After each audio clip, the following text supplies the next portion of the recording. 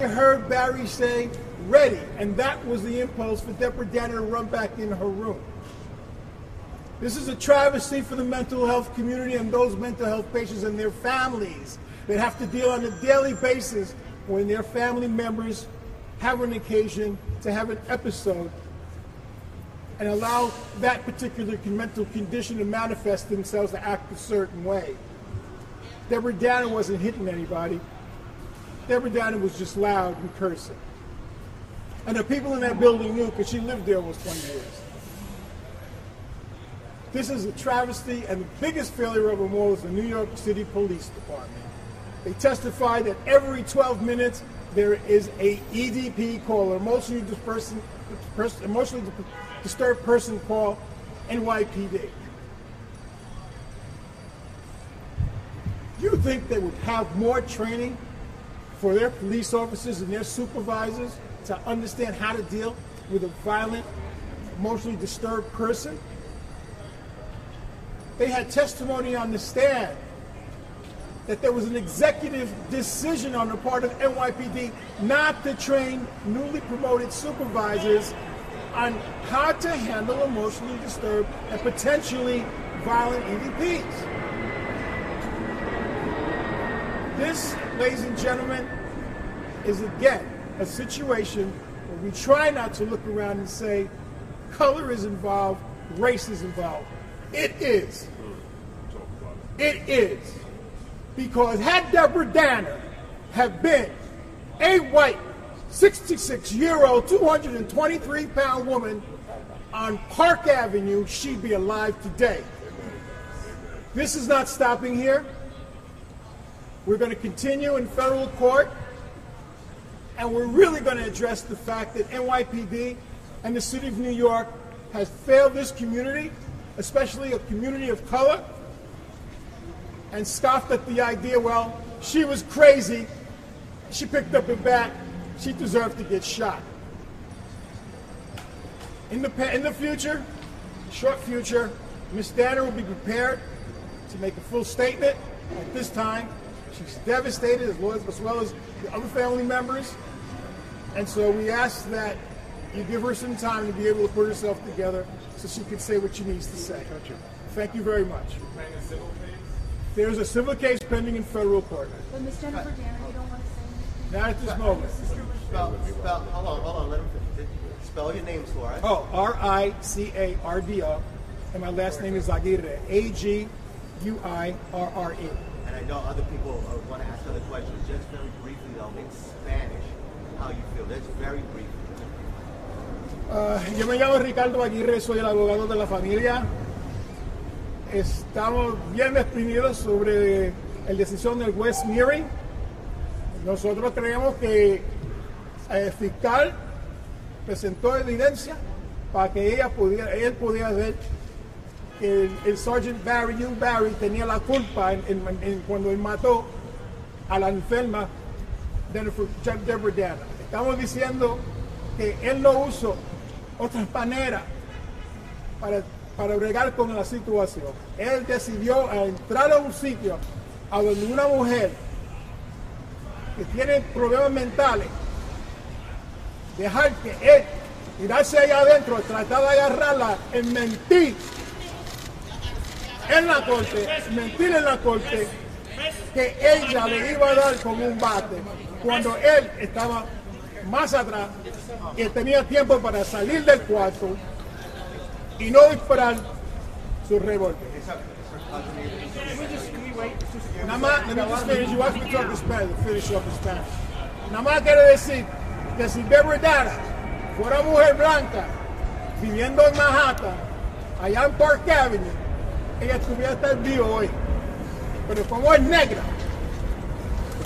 y como trataban nuestra comunidad, como si fuera otra cosa la vida, ella se murió por la culpa del sargento Hugh Barry. We're going to allow Wally Cook, Ms. Danner's her cousin, to speak. He's a cousin. Yeah. And he's a former cop. Yeah. Guys, step back. Get them one Step back. second. You three. Go. I'm putting this right by your foot. Damn. Step back. Sir, while they're starting that, just your first and your last name and your relationship to Debbie. Step back. So these three right here? Ma'am, I'm sorry. My name is Wallace Cook. Hold on. They gotta put their mics up there. You gotta give us a chance. They have to put their mics up. Right now. The mic's on the They floor. have to put their mics up. But they gotta put their mics up. Put them up, because I want the world to hear what I got to say. That's right. My name is Wallace Cook Jr. You're not going to be able to stand here. You have to place it somewhere. Deborah Danner was my first cousin's daughter. I am a retired New York City cop, and I'm looking at a bunch of you reporters. All of you is at least half my age. I don't see none of you who I can't control. None. The take Debbie's life was a tragedy preventable. This cop, like many others across this United States, allowed this to happen. Police department in all counties, in all states, allow young blacks to be killed for no goddamn reason. Right on.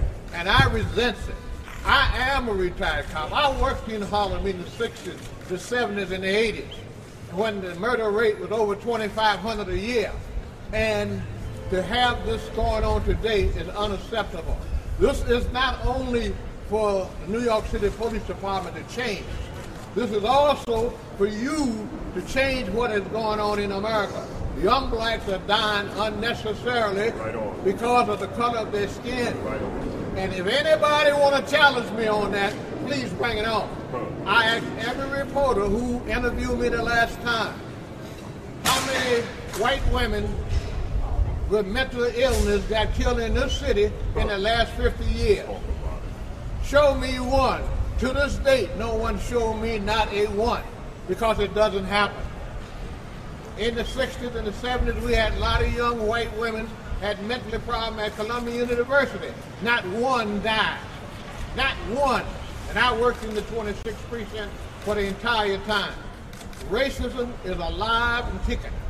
And we are not going to accept anymore. I don't need anybody to back me up. If they kill me, I'm dead. So what's the big deal? I'm 75 years old, and I am a man. Anybody who do not like it, I can give a damn. That's it. Your name, sir? I already give it to you. Where you been? I didn't hear. That's your problem. Thank you, sir.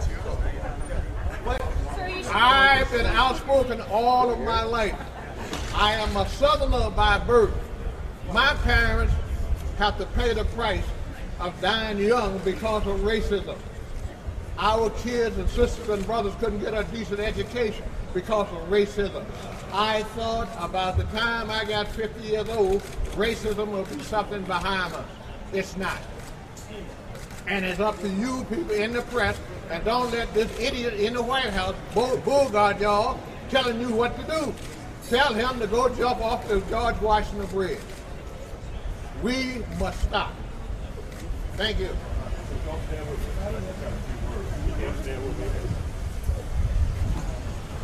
My name is Hawk Newsom.